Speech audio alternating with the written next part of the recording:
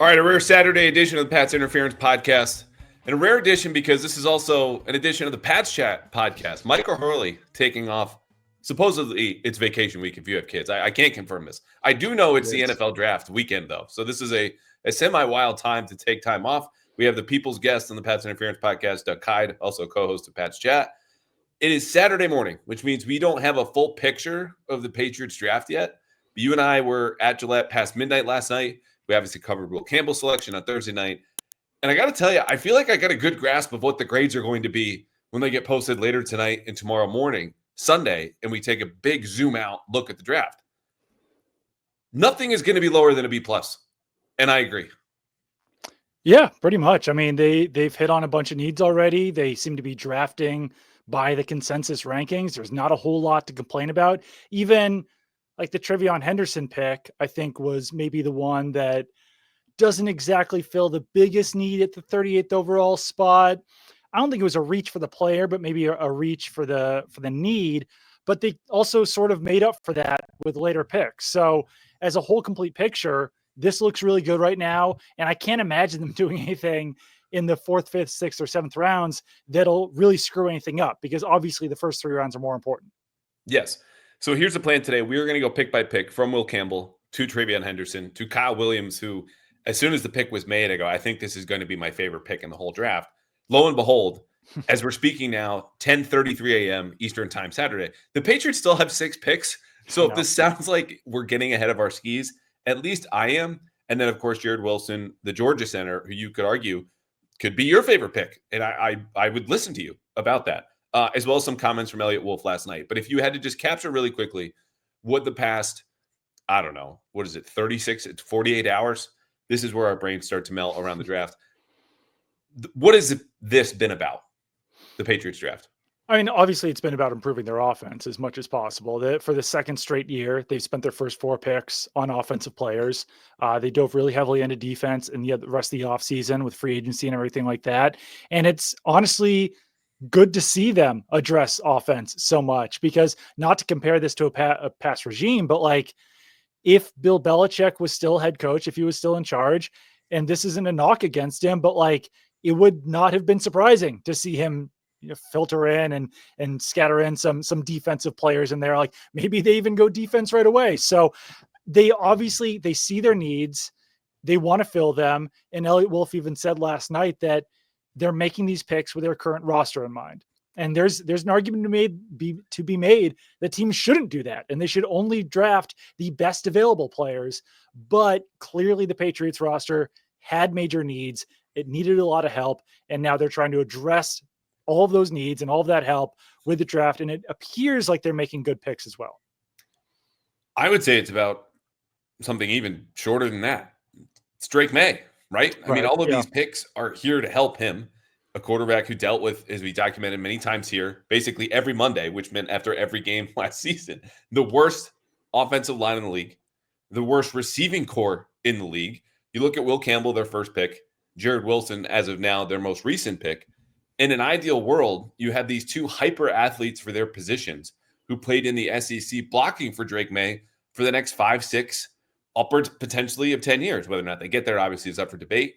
And then TreVeyon Henderson and Kyle Williams are guys who not only just play running back and receiver, but take some of the burden off of Drake May, who last year, if he wanted a 40-yard play, he need to order it, he need to make it himself, and then somehow deliver it to himself and create everything on his own. Where if Kyle Williams, gets a clean release off the line, he's got a great release package. You saw this last year. He beat Travis Hunter for a touchdown. Or forgive me, it might have been 2023. The best corner in this class. And then you look at TreVeyon Henderson, who's not only got 4.4 speed, but averaged over 7 yards to carry last year. Yeah. Like these are guys who can create instant offense in a way that the Patriots have not been able to boast about or put on the field. I mean, forget Drake May. This is going back to the end of the Tom Brady years. Mm-hmm. Yeah, I mean, I think obviously we'll go pick by pick on this, but it does seem like all 4 guys that they've drafted so far can be immediate contributors. I do think maybe we have to slow roll a little bit on Kyle Williams, just because we don't know what that wide receiver group will look like. We don't know who's going to be there, what all of their roles are going to be. But certainly, Will Campbell and TreVeyon Henderson look like they're going to be immediate contributors. Jared Wilson could win that center job, and we'll see what happens with Kyle Williams. But yeah, it does look like there's the potential for immediate contributors, guys who can make big plays, at least with Henderson and Williams, and then 2 potential stars across the offensive line as well. Yeah, and I want to. I think it's good. We should pump the brakes because I'm not going to be able to see straight at the end of today. So this brain is not working functionally. Basically 3-4 hours of sleep for the second straight night. But the potential is there, and even when you look at a guy like Jalen Polk, who I gave a B minus last year as a second round pick, and was like, does he really change my life? The athletic profile does not jump out at you. You don't see these catch and run plays. He's got a mature game, can win at all 3 levels. That's cool.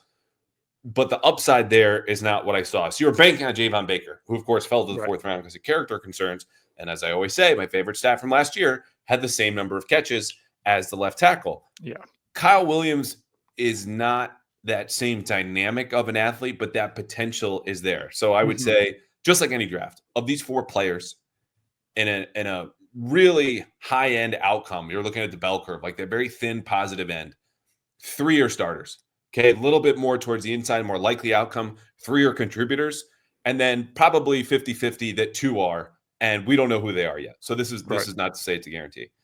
Before we do go pick by pick, we talked to Eliot Wolf last night, and there were a variety of things that he talked, about, and one of them was what we just talked about, which was, do you see these guys as potentially starting right away? Because there's an argument all of them could certainly push for that.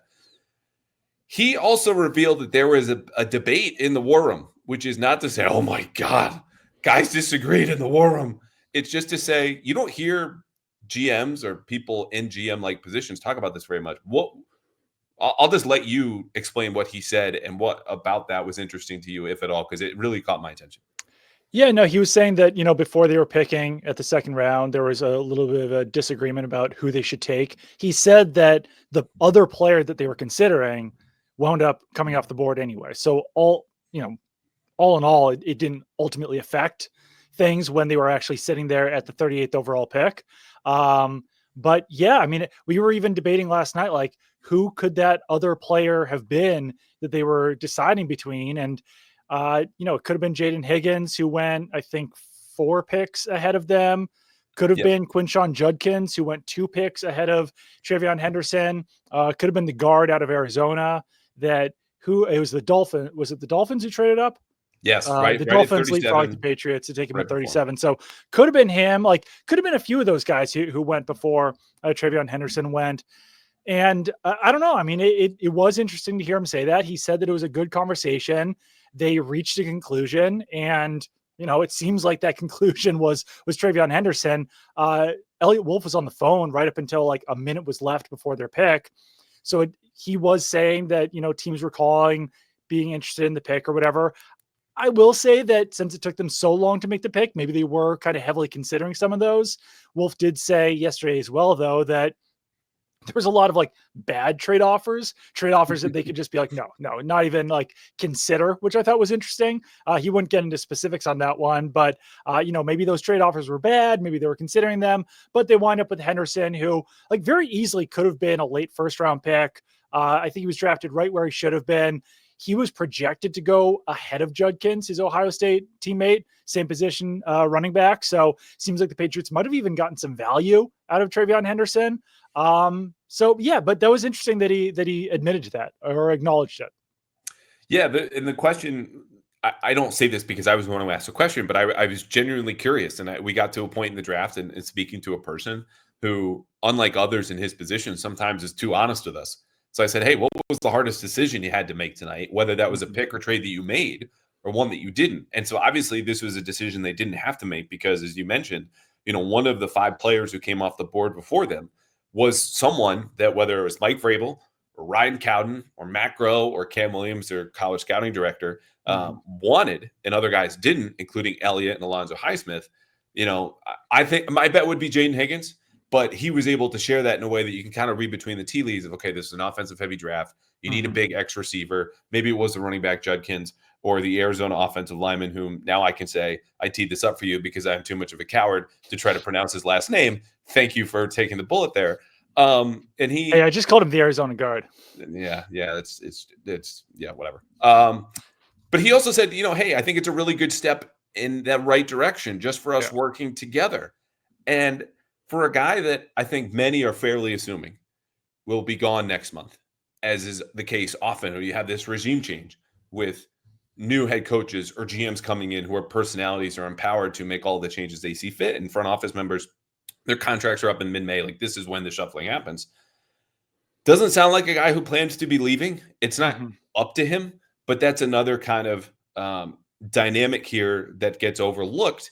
And I've said on the record before too, I think Eliot, whose aunt lives down the street from him, his mother's side of the family is from here, has enjoyed the New England experience, might be happy taking a back seat for a little while, could be around.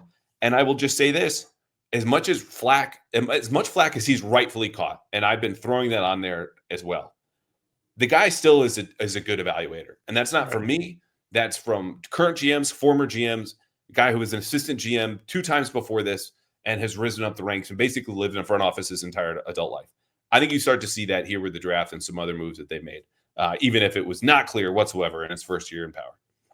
Yeah, I also think that the better this draft goes, the better chance there is that he sticks around, that they're like, hey, maybe this system's working. I have no idea. We'll see what happens when the draft is over and when, like you said, some of those contracts are up and some of those decisions are made. But, he was out there talking to the media on Friday night. He's going to be talking to the media again at the end of Saturday night. Ryan Cowden also was talking to us on Saturday. So I find that a little bit interesting. Mike Vrabel was the first guy to talk to us, but he's certainly part of who they have outward facing to the media and to fans about this draft. Okay, you ready to talk some players? Sure. Well, first we're going to take a quick break. But if you're a Patriots fan, I've got a good feeling that you are feeling pretty good. Mike Vrabel is back. Drake May is going to make a year 2 leap. Oh, and there's a simple fact that as the Patriots go into a new season, it really just shouldn't get any worse, okay? We've been through 4-13, not once, now twice. Things should be on the up and up. But if you don't want to wait to watch the Patriots win in September, and October, and November, and maybe December, January, you don't have to. You can win right now with me over at PrizePicks. It's America's #1 daily fantasy sports app. You've heard me talk about PrizePicks before. It helps me spice up watching regular season Celtics and Bruins, and now the Red Sox are back, and it's so simple. Here's how it works. You build a lineup. Whomever you want, whatever stats you want, you lock it in more or less. It could be 2 players, and you could be looking at their hits, or it might be points or assists, or whatever it might be that particular night. 3-pointers as the Celtics go into the playoffs, and you look at that player, you click more, you click less, you do that for 2 players, boom, that's a whole lineup. But let's say you want to get a little frisky. You want to build out a 6-player lineup at PrizePicks, and you go more or less, and they're different statistics. You can take $5 and turn that into $1,000 because PrizePicks is still the best place to get real money sports action anywhere. And best of all, if you sign up today, you will get $50 instantly when you play your first $5. You don't even need to win to get the $50 bonus. It is guaranteed, not to mention weekly promotions like Taco Tuesday. Every Tuesday, you get up to $25 or 25% more to provide more value on your lineup. So don't wait anymore, okay? Basketball's going to the playoffs. Hockey's going to the playoffs. The Sox have a long season ahead. Spice up that season. Download the PrizePicks app today. Use code CLNS to get $50 instantly after you play your first $5 lineup. Again, download the app today. Use code CLNS to get $50 instantly after you play your first $5 lineup. PrizePicks, run your team. All right, we are back. Let's go in reverse order here. Jared Wilson, center out of Georgia. This is a player that when the Patriots originally had their pick at 77, right? Kyle Williams goes 69. It's their first of 2 selections in the 3rd round. You're looking, he's on my list.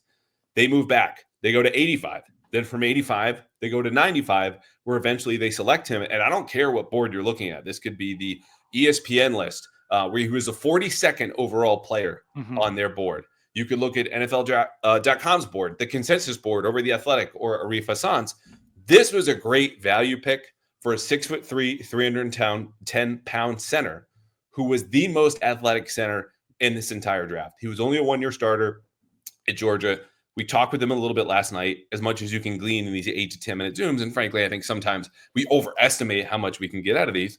But he's a direct kid who's open and I think understands where he is in his football journey and the experience he had at Georgia playing against NFL defensive linemen and practicing against them year after year after year allowed him to come in and be an impact starter. I think he could push for the job this year without seeing him put on NFL pads yet. We'll see. But the best part about this to me, Doug, was that it's not just depth, which is like, hey, do you have backups that you would be fine for a couple games putting out there? This is depth with upside, and where if the starter gets hurt, we've got another potential starter behind him. That's such a difference from a, we'd be fine versus, okay, this guy's next. He's got next. Yeah, and I think that this was also, I don't know if I think that if they had really felt like center was a major need, and if they loved Jared Wilson, I think they probably would have taken him 77th overall. But that's not to say that like they settled for Jared Wilson or that this isn't a great pick, but it kind of felt like to me, okay, this value's really here at 95. He can compete for a job. And like you said, at worst, he can be depth behind Garrett Bradbury this season. They had a future need at center. I think they could have gotten by with Ben Brown, Jake Andrews, or Cole Strange being Garrett Bradbury's backup this season. But he also has the chance to come in right away and be an upgrade over Garrett Bradbury. They'll kind of let those guys fight it off. And like you were saying about Drake May, I mean, like these are 4 players that they've taken so far who Drake May is going to be like directly dealing with. Like Jared Wilson's going to be the guy who is snapping him the ball for their sake, like for at least the next 4 years. Will Campbell is going to be the guy who's going to be protecting his blind side. TreVeyon Henderson is going to be his security blanket out of the backfield. And we'll see what Kyle Williams is, but certainly has potential to be a go-to wide receiver, a deep threat, a big play threat. So yeah, like drafting Drake May's future center here makes a lot of sense in year 2, the first year that Drake May is going to be starting this season as a starter. And yeah, fantastic athlete. Only started 1 year at Georgia, but I think you made the point last night that like, I don't know, there's a lot of talented players at Georgia. That's not necessarily the worst thing that he only started 1 year. Left after his junior season, so obviously would have started this year anyway. Fantastic athlete, 4.8, 4.40, which, I mean, Eliot Wolf made the point that like, you're probably not going to see that speed unless there's like a fumble or something like that. But I also don't love when people like kind of dismiss or poo-poo 40-yard dashes for offensive linemen, because like what's a better test of overall athleticism than just pure speed? So like, yeah, Jared Wilson might never have to run 40 yards on a football field, but obviously it shows off that he's a great athlete. Obviously Will Campbell's 40 shows off that he's a great athlete. So yeah, overall great value for Jared Wilson. Like I said, maybe not the biggest immediate need. I think that maybe defensive tackle or edge could have been a bigger immediate need, but there weren't the same level of players available at number 95 as there were with Jared Wilson. No, there were not. And just, again, further background. So he's 1-year starter last year. He was second team all SEC. In 2023, the season before, he plays 13 games as a backup. 2 seasons ago, he's 7 games as a reserve. Georgia wins the national championship. And in 2021, he redshirted. So this is a guy who was at Georgia 4 full years, only started 1. Not a knock for an NFL factory that right now under Kirby Smart, since he was hired, and I wish I could credit whomever had this because I don't remember where I saw it, but this is a great stat. Since Kirby Smart was hired, they've had more first-round picks than losses, okay? So, like, when we say Jared Wilson's playing behind some dudes and across from some dudes, there it is. Not to mention all the defensive linemen, and including last night that he went across from. Jared Wilson, though, even Eliot said this last night, the appeal is the athletic upside. Again, 6'3", 310, ran a 4.84, and that 10-yard split is really telling and has a real strong positive correlation with success for offensive linemen. And you can see that not just in, screens, fumble recoveries, whatever, but how quickly can you get to the second level? And for a Patriots offense that is still developing its identity, you look at a guy like him, you look at a guy like Will Campbell, you can run almost anything here, zone blocking schemes in the run game. You want to pull Will Campbell on some dart schemes with a pulling tackle. Cool. Jared Wilson on some pin and pull stuff. All of that's unlocked because of that talent here. They still need to figure out what they can handle mentally, but I like this a lot. And the last point about this, because let's get to the receiver. When we talk about value, I think for the most part, it's inherently understood.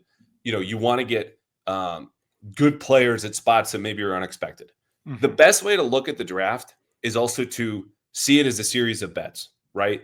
And so when you have a good player like Wilson who goes later than expected, the likelihood that he hits, the bet pays off on a guy like him at 95 as opposed to other players is higher when he should have gone earlier. So that's the benefit of trading back. Not only do you get more bets to pay off, but in the event that if you're the Patriots and you would have taken him at 77 and you get him at 95, like you increase your odds of getting more players, not only because you have more picks, but in that 95 selection, the odds of getting a contributor are lower than they would have at 77. But because you got Jared Wilson at 95, you feel better about that because the talent is the same and the talent is real, even if it's going to take some development from Doug Marrone. So this is a really good pick. One other quick point as well. The center for Georgia for the previous 3 seasons before Jared Wilson took over, Cedric Van Pran Granger, was a 5th-round pick last year.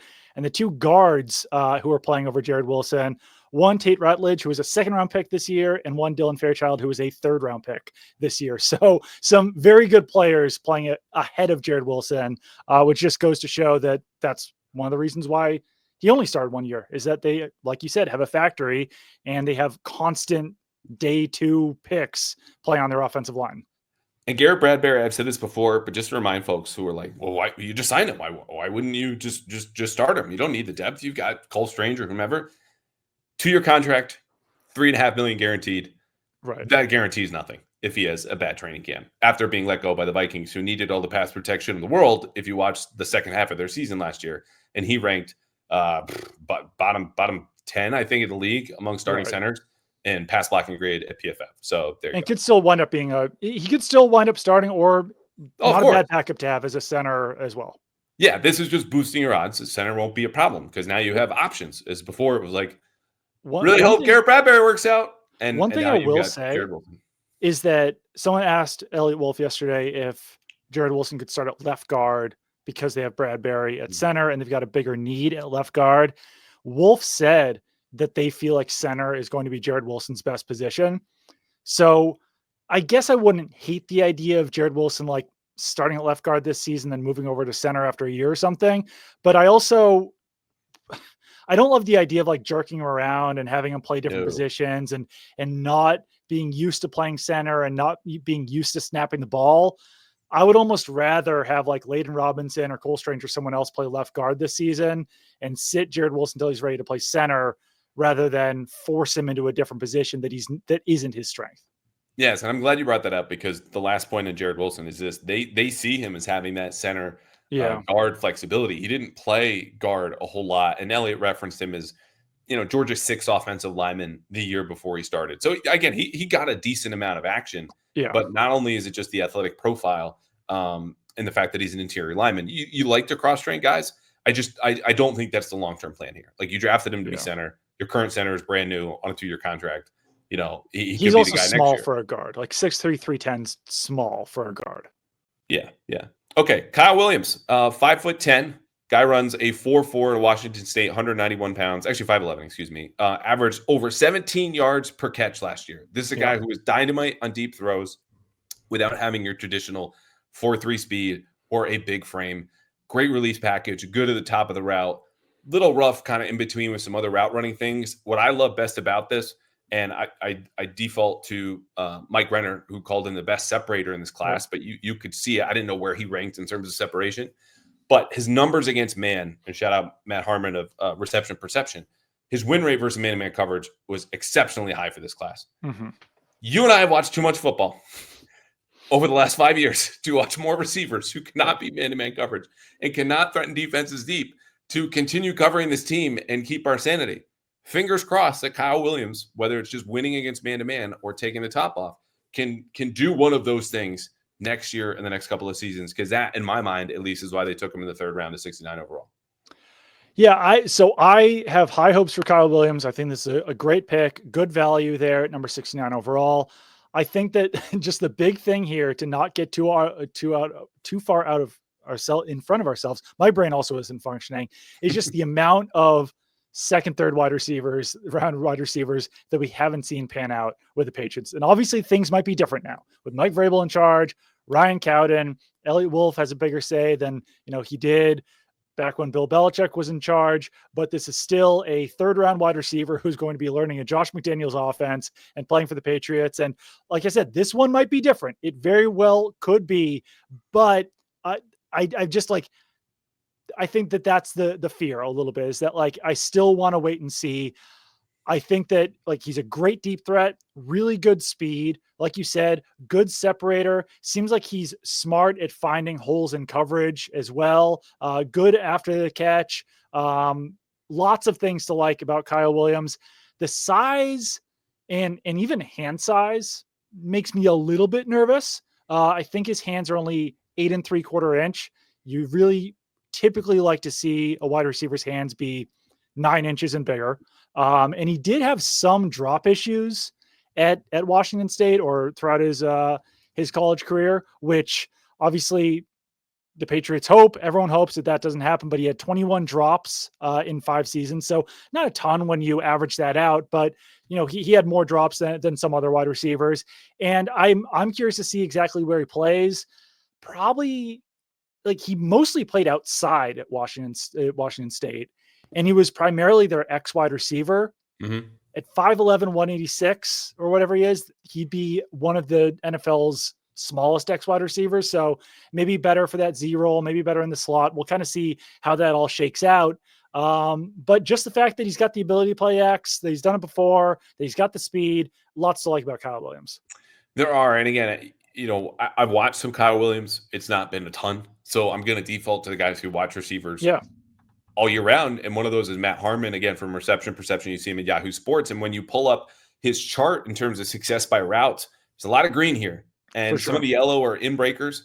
They're, you know, not great on corner routes as far as his success rate, which is still 55.6%, which is, you know, people who don't have a frame of reference, you know, it's red for a reason. It's below average.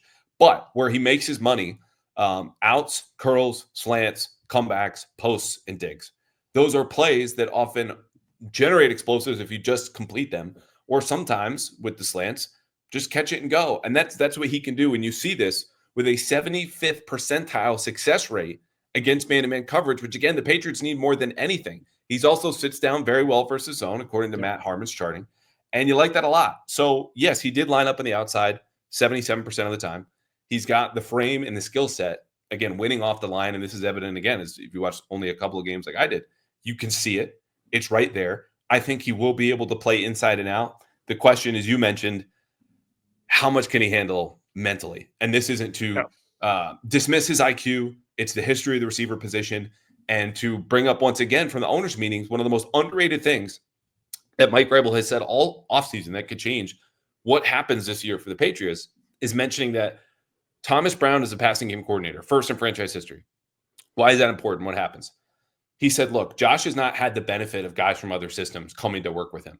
Okay, new ideas, fresh ideas, specifically how to teach receivers or other players parts of the playbook. You know, how do you deliver this information? How do you package it so they can absorb it more easily and more quickly? And so if they're able to unlock some of that for Josh, which we know has been a blind spot, you know, veteran receivers are the only ones that thrive here.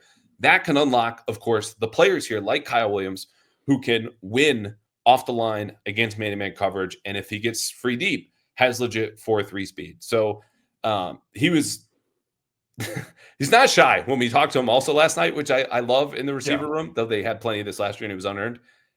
Asked to describe his game. He said, versatile, game-changing, electric. I don't know, man. I'm sold. Yeah, no. And I mean, like great after the catch. He was second in the FBS in yards after catch per reception, which that can be a little bit, I don't know. You can't always fully trust that because like if a guy catches a 20-yard pass and catches on the fly and runs for a 80-yard touchdown, then obviously like 60 yards of that is, so it's not always like catch and go yards after catch, but he was very good at picking up yards after the catch. And that's something the Patriots, I really have struggled with, like for the past, like I'd even say like 10 years or so, is getting guys who can make plays after the catch. That has not been a strength of the Patriots program over the last few years. No, and it's, you know, for a lot of offenses that go from bad to good or good to great, like that's low hanging fruit that they just reach out and get, because a lot of it's through play design. You do need the personnel with the juice to do that. But, Deebo Samuel, for example, obviously one-time great receiver, but made his money in San Francisco, not because he was the most precise route runner, it's because Kyle Shanahan got the man open. You put the ball in his hands and he does damage, and even Washington now, who trades for him, looks and goes, all right, he's old, he's banged up. Like, we're just going to get him yak plays and trust that his instincts will take care of the rest. Yeah. I referenced some of the winning percentages on routes for Kyle Williams. Again, corner routes, 55.6%. I didn't, without the context until recently, know what that was going to mean. Here are some percentages you don't need any context for. Kyle Williams' success rate on slants, 87% win rate. Yeah, it's huge. Curl routes, 88% success rate. Comebacks last year, Washington State, 100%. This is a dude who snaps off his routes, and he's in a space where he wants to be, and you are not there with him. You are behind him. And that's the thing that if he gets the timing down with Drake May, and obviously working with Stephon Diggs, I think could really, really help. We will see. This is a crowded receivers room, which might be even smaller by the time that we finish this podcast or later on today if they do trade Kayshon Boutte. This is a guy who should be useful in the league for a long time, whether or not the Patriots get all of that out of him. And we should note, fell to 69 in what was deemed a bad receiver class. We don't know, but I like this bet. I like it a lot. Anything that we missed on Kyle Williams? I don't think so. No. Okay, cool. All right, so let's get to the pick. You and I were, I think, lower than consensus, and I rankled some folks on Twitter last night, which is not a place that you find very many folks who are too upset right after this. Can you see it? One of the best times in the sports calendar is coming up on the horizon. No, not Patriots OTAs, not minicamp, not training camp. I am talking about the NBA playoffs, baby, because, look, as the Patriots have decided to sit out on their own accord the postseason the last 2 years, I've had the great honor and joy of going to Celtics games at a sold-out TD Garden crowd for the last 4 years for the Herald. And I'm going back, even if my work won't send me, because thanks to Game Time, I can get in with the lowest price guarantee to any NBA playoff game this year. And you should too, because let's say you find even a lower price elsewhere. Game Time will credit you 110% of the difference because of their lowest price guarantee. And when you go to Game Time, unlike other places, you find an all-in pricing right up front. No fees, no extra charges, no this and that. Just here's the number. If you want the tickets, boom, they're all yours. And best yet, you can see the view from your seats before you even get there. So if you want to deliberate, whether it's the Celtics or the Knicks or the Lakers or the Bulls aren't going anywhere, whomever you want to go see, you can see what it's like in your seat and compare in real time, but only with Game Time. So take all the guesswork out of buying tickets for NBA games or NHL or concerts or shows by going to Game Time and using Game Time picks. Download the Game Time app today, create an account, use code CLNS for $20 off your first purchase. Terms do apply. Again, create an account at Game Time and redeem code CLNS for $20 off. Download Game Time today. What time is it? Game Time. Okay. I want to start on TreVeyon Henderson by saying this because I've written it. I've tweeted it. He's an all-around back. Yeah. He did it all at Ohio State. There's a lot to like about this player. Explosive, fast, good in blitz pickup, physical, showed improvement over his 4 years as a starter at Ohio State. I still didn't love the pick at 38 because it's a deep running back class. I think the fact the Patriots took this under a minute was telling. Had a debate about it before they even made the pick at 38 was telling. Doesn't mean it's not going to work, but this is a player who is now RB2, RB3, depending on when he gets here. And there should be a role as a pass catching back. I just worry that the Patriots offensive line is not going to be able to give him the help that he needs. And that's why I was not as high in this. When you look at guys like RJ Harvey, even Dylan Sampson is still available here as we enter day 3. Bashal Tuten, really, really good college player. I think will be productive in the NFL. My only question was value. And I think you were in the same line of thought. Yeah, I will say that I was listening to some of what Albert Breer had to say about the pick, and obviously Albert Breer is going to love every Ohio State player in the draft, but he was comparing him to Jahmyr Gibbs. I think that kind of reframed the pick in my head a little bit more, where like the Patriots don't necessarily have like a David Montgomery. I think that ideally that would be Ramondre Stevenson, but like the Lions offense works so well with that two-headed attack of David Montgomery and Jahmyr Gibbs. And if TreVeyon Henderson can even be like 85%, 90% of Jahmyr Gibbs and be that guy who can spell Ramondre Stevenson while also serving as a third down component, it makes me feel a little bit better about the pick. And I think that there are similarities between Jahmyr Gibbs and TreVeyon Henderson. They're right around the same size. They're both like, I think Jahmyr Gibbs is like 5'9", 200. TreVeyon Henderson's 5'10", 200. They're both big play threats. They both have great speed. I think Gibbs is a slightly better pass catching back. Maybe Henderson's a little bit better as a pass blocker. So, there's some give and take there, but like the Lions took that type of player 12th overall and the Patriots took that type of player 38th overall. So that in itself just makes me feel better about it for the Patriots' sake. If he can be Jahmyr Gibbs light, if he can be Jahmyr Gibbs rather than, let's say, like Shane Vereen, who also was a very valuable player for the Patriots. They won a Super Bowl with Shane Vereen as their third down back, but he was a little bit more of a limited player who was drafted in the second round, who didn't do a whole lot on early downs, was really primarily almost exclusively a third down back. Same thing with James White. Once again, extremely valuable player for the Patriots, probably the best third down back in Patriots history, one of the best in NFL history, but he was a fourth round pick. You don't necessarily want to take that at the top of the second round when there are guys like Dylan Sampson and other players available later. But if TreVeyon Henderson can be that plus as an early second round pick, then I am feeling better about it. Like I said, they had other needs. They had edge, they had wide receiver, they had defensive tackle. I think they could have addressed running back later. But if they truly do believe that Henderson can be that much better than the guys who are still out there right now, then I think it is worthy of a pick. So the counter I would have to the Jahmyr Gibbs example, which is not to say I don't understand that idea, which you could also just summarize as kind of thunder and lightning, right? The David Montgomery, Ramondre Stevenson, very loose comparison to the explosive 1B back that is Jahmyr Gibbs, that is now TreVeyon Henderson, is tell me about their offensive lines. The Lions built up and one of the best offensive lines in the leagues, a years-long process. Brad Holmes, their GM, inherited a lot of first-round offensive linemen when he took over for Bob Quinn and Matt Patricia and built upon that. And Jahmyr Gibbs was the crown jewel of this offense that you look and go, yeah, Ben Johnson was there, but the talent is the talent. And the talent was outstanding. The Patriots do not have that offensive line. This was the 32nd ranked run-blocking offensive line, worst in the entire league, according to ESPN, and bottom 5, according to PFF. Rushing success in the NFL is largely dependent on offensive line performance and defensive box count, which means we all watch the guy with the football. How far he goes determines how many yards that they get. But that's also to say the success of this podcast is about what you say and what I say, completely ignoring the fact that there's an internet connection providing this, the producer who puts it out there, all the technology, the laptops, the mics, the cameras that we are relying on to be heard and to be seen. And then once all that works, once all of that paves the way, yes, the words that I'm saying now reach a certain audience, and then that determines whether or not this podcast was popular. But I don't get off the ground. You do not get to be heard unless all of that works in the first place, which is to say, I'm not confident that the Patriots are going to be able to do that for TreVeyon Henderson. And I hope I'm wrong. That's where this is coming from. So, I think he's an excellent player, but they're not in a situation yet, in my mind, for a deep running back class to jump at 38 and take a guy, even if I agree he's an all-around back, who could be a game changer and starter down the line.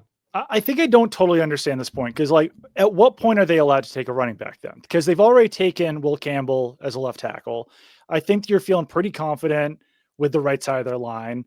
Left guard is still somewhat of an issue, but like, are they just not allowed to add a running back until the offensive line is fixed? Are they not allowed to run the ball until the offensive line is fixed? Just spend less draft capital. Like I did this last night with the that's also short-sighted though, because like you're not only looking at TreVeyon Henderson as a 1-year back, like this is for the future. So you've got to assume that they can keep improving their offensive line. Like if this was a 1-year vacuum, then like, yeah, maybe it doesn't make sense, but like you've got to assume that you're going to keep upgrading the running back position. They're not going to win a Super Bowl this year anyway.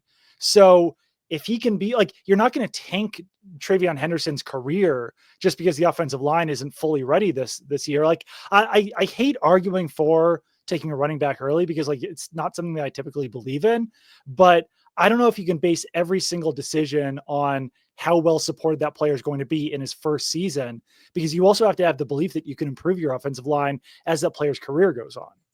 Yeah, this is not to damn him forever to 3.9 yards a carry. That's not what I'm saying here. What I'm saying is, and I listed this in the tweet of, these are the players still available. Like, and you and I talked about this before the pick even came up. Donovan Ezeraku, as a slippery edge defender who could bulk up a little bit and contribute in a rotation, then take over as a starter at a premium position at a Boston college would have been my pick, was up there. You could make a case for Luther Burden, and there are character concerns, and the 2024 tape was trash. And he goes the pick later to Chicago, who sprinted to hand that pick in. Doesn't make them right, okay? And again, I think TreVeyon Henderson, and to back up the Jared Wilson point of this is a guy in the consensus boards that went way higher than 95, where the Patriots ultimately drafted him. That indicates value. I just look at this and go, okay, a guy who may or may not start right away. I like the player and the prospect. It's just not the right timing and fit. And when I look at guys who I said, Dylan Sampson available still here on day 3. You had RJ Harvey go later in the second round. Okay, there were backs at 77 and 85 and 95 that they could have taken. It's not to dismiss TreVeyon Henderson. It's not to doubt that his career will be successful in the NFL. It's just for in that moment at that pick for the Patriots, I look and go, it felt like a luxury item when you need to build out the car a little bit more before you add on the rims and pick whatever other superfluous piece of the car, even if he might ultimately be talented enough to one day drive an offense. I just don't see it here in the near future, and would have preferred it back where if I miss on a guy, it's not costing me the draft capital that is the 38th overall pick. I agree that like I would have probably preferred to take Ezraku or one of the wide receivers, like just based on value, based on need, based on all those things.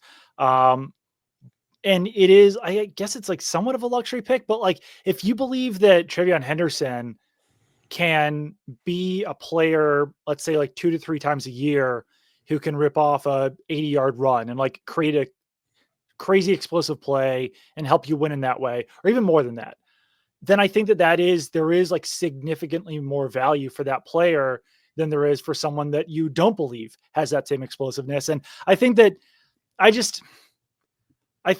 you do have to, maybe you don't have to take every pick in a vacuum, but I just specifically don't need the offensive line fully in place before you spend that high of a pick on a running back. If you do believe that running back is significantly better than the other ones who are available, and if you do think that's a good value. So I do think that he was far and away the best running back available at that spot, maybe more so than the other positions. But I mean, obviously I do still believe that they need better help at edge defender right now too, and defensive tackle. Yeah, and look, if you want to push back, and I welcome this, like this is the point of the draft. This is the point of having a podcast. You could say, hey, Callahan, the edge class is really deep too.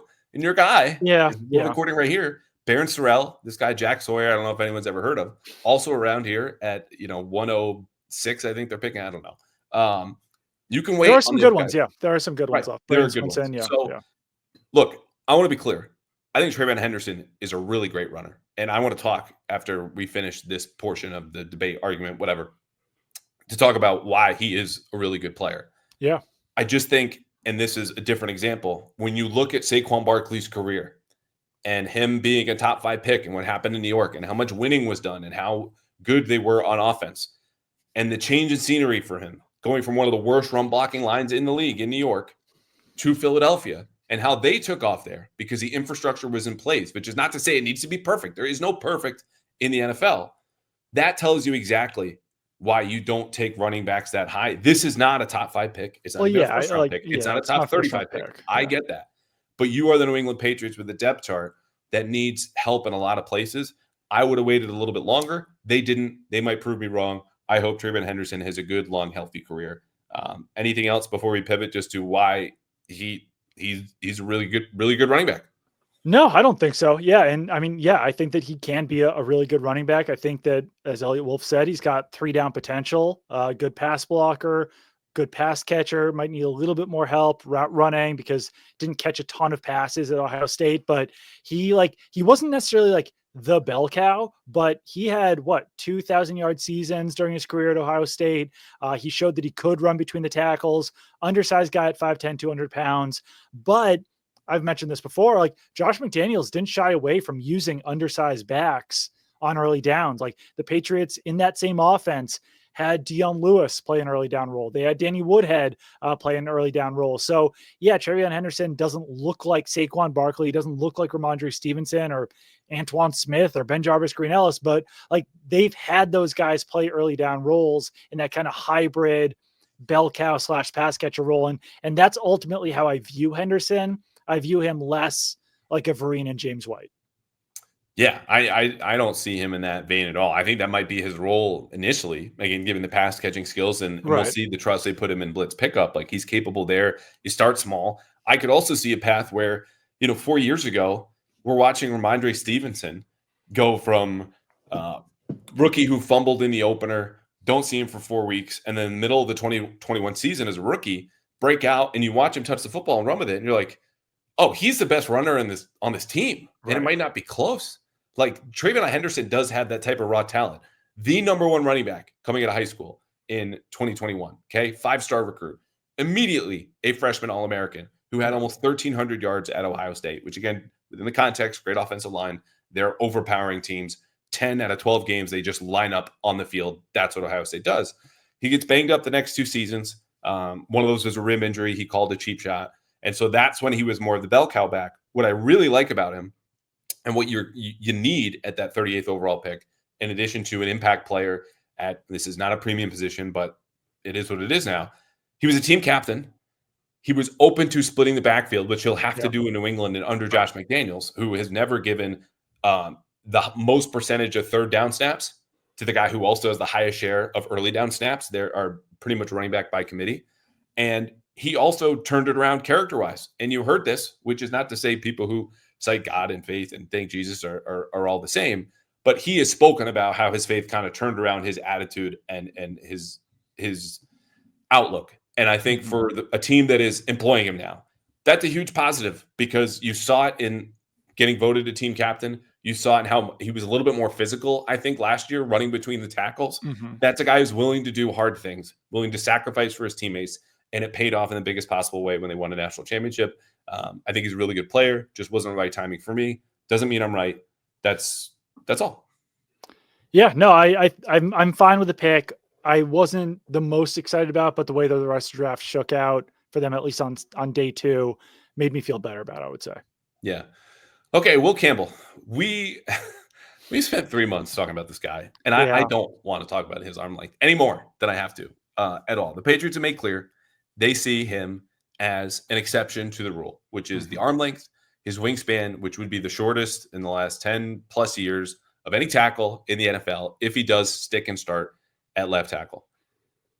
The case for Will Campbell is that exceptions in the NFL, which exist on a height basis, weight basis, length basis, are all exceptional athletes and exceptional competitors to begin with. Okay, Drew Brees had an Hall of Fame release, decision-making, and accuracy, which allowed him to compensate for being a 6-foot-tall, barely quarterback.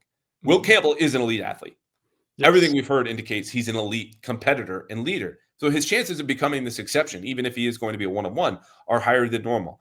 I still need to see it. Again, does not mean that I'm right. But look, he does not sound like a 21-year-old when we heard him talk on Friday. And everything that they're going to do to give him a chance and work around his skill set has me believing a little bit more.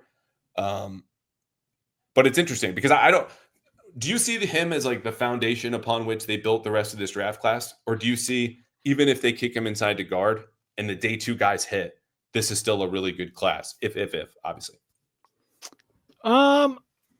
Yeah, I mean, like if TreVeyon Henderson winds up being a pseudo starter, if Kyle Williams is a starting wide receiver, if Jared Wilson is their center of the future, and if Will Campbell has to play guard, then I think this is still a pretty decent draft class. So that helps. But if Will Campbell has to be a guard and those next 3 picks don't hit, then yeah, it's maybe not an outright disaster, but it certainly looks a lot worse than the way that we're talking about it right now. It does feel like they're going to give him a very long leash to play tackle, though. I don't think that they're going to be moving him inside to guard at the first sign of trouble this offseason. I think that they are going to fully see what he can do at left tackle, maybe even into the season before they even consider moving him to guard, because that's what he needs to be in this offense. You cannot go back to Vidarian Lowe or DeMontre Jacobs or Caden Wallace until all of your options are out on Will Campbell. So no, I would say on Will Campbell is that, like, maybe he winds up being a Pro Bowler. Maybe he winds up being an All-Pro. The outlier on his length and wingspan makes that more unlikely. But if you take Will Campbell at number 4 overall, and if he can be Nate Solder as like a top 10 to 15 left tackle for the next 6, 7, 8 years, whatever it is, then in this draft class, he's still worth the 4th overall pick. Smashing success. Smashing success. Even like Colton Miller never made a Pro Bowl. If he winds up being Colton Miller, you're feeling very good about this pick. I'll give you one more name, and a guy who's made 2 Pro Bowls. And we've talked about this before, so I built this up like there's a surprise for you, but there's not. Brian O'Neill. Right. Guy whose wingspan coming out of Pitt, he was a 2nd-round pick, another seasoned starter, and Pitt's not LSU. I get that. But whose wingspan is barely an inch longer than Will Campbell. Like, this is a narrow frame guy with good footwork, a lot of experience, and was not the athlete that Will Campbell is. And he has started for 7 seasons now in Minnesota, more than 100 games, and made 2 Pro Bowls, and has been a leadership pillar in that locker room for what's been mostly a competent franchise since he's been there, which is not to credit them going, all the places they've been or haven't been to Brian O'Neill. The point is, he succeeded with a very, very similar wingspan. And even if Will Campbell technically will be the first offensive tackle with a wingspan under 78 inches to stay at the position and not have to kick inside to center or guard, of which you've seen a lot of day 1, day 2 picks have to do, or maybe not many day 1 picks, but a lot of day 2 picks have to do. You look at Brian O'Neill, he plays right tackle. Will Campbell could be the opposite side. You get 2 Pro Bowls out of this guy? Yes, more than worth it. I agree with you outside of the not as good of an athlete, because Brian O'Neill is actually like an insane athlete. He ran a 4.82 with a 7.14 3-cone. His 3-cone would have been like pretty decent for a wide receiver, and he weighed 300 pounds. So other than that, I agree with you. But yes, both very good athletes, and that's how you can survive with a smaller wingspan in the NFL as an offensive tackle. Now I need Will Campbell and Brian O'Neill to do like a sit-up contest, because my only recourse is his core strength. And watching Will Campbell recover on some of his losses, which, look, losses are bad, but it's just insane because you were like, this is flexibility and a core strength that should not be available to all offensive linemen. I will also say that Campbell ran almost as well with 20 pounds heavier. So obviously that makes that plays a factor as well. Brian O'Neill, 34 1/8 inch arms, but also a very small wingspan. Like, that's rare. He's got like an even smaller shoulder frame than Will Campbell for him then. Yeah, he's like walking down the aisle of an airplane, arms like outstretched, carrying 2 bags, and he's not hitting anyone in the aisle. Like anyone sitting down with that wingspan and that broadness of his shoulders. Okay. So he's an insane athlete, but it backs up the point, right? Like, exceptions in the NFL to these prototypical rules are exceptional athletes already and exceptional competitors. And I think the Patriots have that in Will Campbell. We'll see. It is interesting to me when we talk to him Thursday night and then Friday, and we got to go soon, that he mentioned the Patriots wanted to try something new. It sounded like some technique in that workout that is now famous for him putting Mike Vrabel on his ass. And that to me says they have a plan for, hey, all that inside pressure you would give up when you would, kind of overset to the outside, understanding that your length was not an asset and you're trying to get there first. All right, we got a counter for you. And it sounds like they really liked his adaptability and how quickly he picked that up, which is something Vrabel's gone on and on about since then. So I'm curious to see what those answers are. Definitely. Yeah. That was interesting that he was saying that they were teaching him some things during that workout. But sounds like, just as much as everything else, they were really impressed with his character and what kind of vibe he's going to bring to the building. So that seems like a pretty big part of them being comfortable with him at the 4th overall pick. Huge. Like, you can feel the maturity for a 21-year-old. And look, this is something we all do. I think a lot of beat writers do. We're going to write stories about the draft picks now. We're going to get to know them, talk to their teachers, people close to them, sometimes the family members, the high school coach who always gets a phone call. And then you write positive stories about this. Will Campbell, I never would have guessed, closing my eyes and listening to him as a 21-year-old. Never. Right. Yeah, certainly not a 2-time captain at 19 and 21 or 20 years old, because he just turned 21 in January. Okay. Yeah. Like, this is a rare person in terms of this arena and his accomplishments at that age. All right, two things. Number one is a question for you. Number two is a reminder to tune in on our live stream Monday. Yes. But before then, anything else that we missed on any of the draft picks?